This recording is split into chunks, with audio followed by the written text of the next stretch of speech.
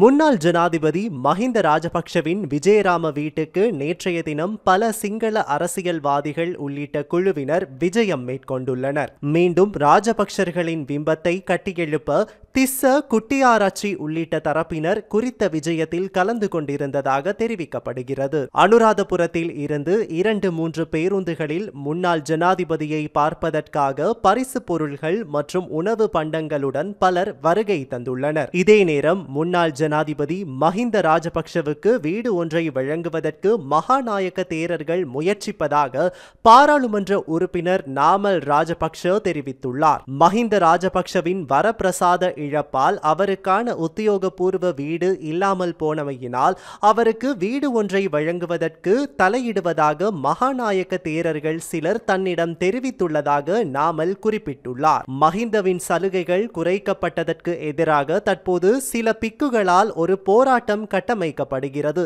எனவும் அவர் குறிப்பிட்டுள்ளார். இதற்கிடையில் இந்த நாட்களில் மஹிந்தவின் அதிகாரப்பூர்வ இல்லத்திற்கு அவரை பார்க்க தொலைதூர பகுதிகளில் இருந்தும் மக்கள் வருவதாக கூறப்படுகிறது.